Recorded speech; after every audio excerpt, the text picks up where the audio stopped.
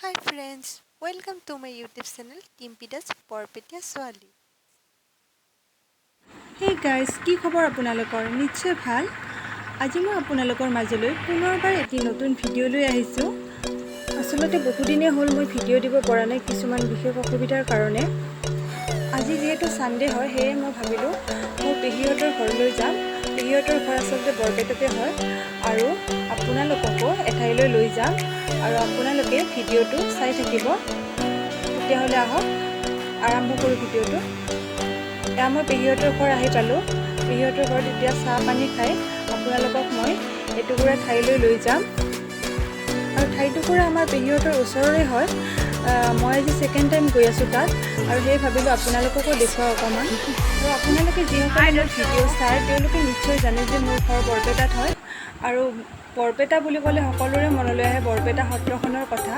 আৰু আমাৰ এই বৰপেটা সত্ৰখনৰ উপৰিও আমাৰ বৰপেটাৰ বিভিন্ন ঠায়ে ঠায়ে আৰু বহুকেইখন সত্ৰ আছে। তেনেকুৱা এখন সত্ৰলৈ মই আজি আপোনালোকক লৈ গৈ আছোঁ। এই সত্ৰখন আমাৰ পেহীহঁতৰ ওচৰতে হয়। সত্ৰখনৰ নাম হৈছে চিনপৰা ভিটি বুলি কোৱা হয়।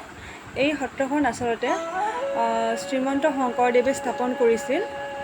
1472 শকত মহাপুৰুষ শ্ৰীমন্ত শংকৰদেৱে যেতিয়া নামনি অসমলৈ আহিছিল আৰু নামনি অসমত আহি তেওঁ ঠাই বিচাৰিছিল, এই ঠাইখিনিতে তেওঁ 5টি শুভ চিন দেখা পাই ইয়াত নিবাস কৰিছিল আৰু তেতিয়াৰ পৰাই এই সত্ৰখন স্থাপিত হৈছিল বুলি শুনিছোঁ।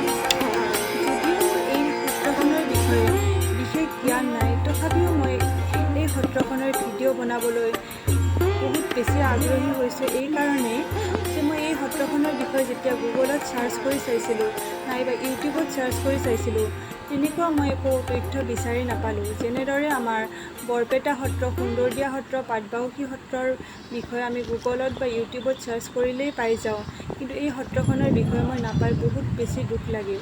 আৰু সেয়ে ভাবিলোঁ যে মই এটি ভিডিঅ' বনাই থৈ দিওঁ, যাৰ জৰিয়তে যিসকলে এই সত্ৰখন দৰ্শন কৰিব পৰা নাই তেওঁলোকৰ কাৰণে অকণমান হ'লেও সুবিধা হ'ব। এতিয়া বলক গোটেই সত্ৰখন আমি দৰ্শন কৰোঁ, লগতে আমাৰ সত্ৰখনৰ চাৰিওপিনৰ ধুনীয়া পৰিৱেশটো আমি উপভোগ কৰোঁ।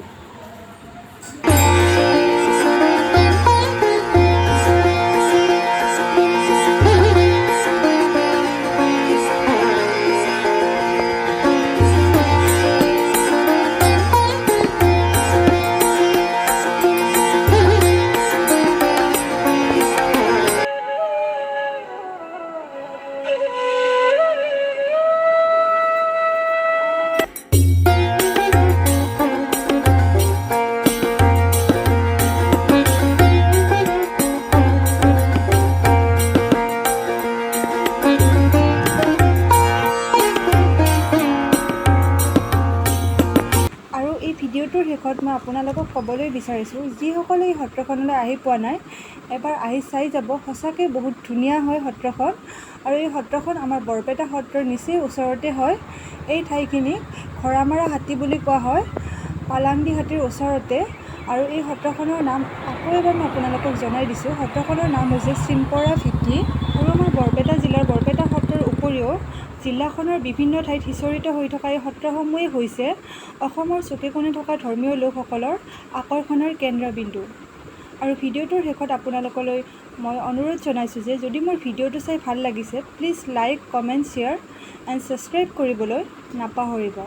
তেতিয়াহ'লে আজি মোৰ ভিডিঅ'টো এইখিনিতে সামৰণি মাৰিলোঁ।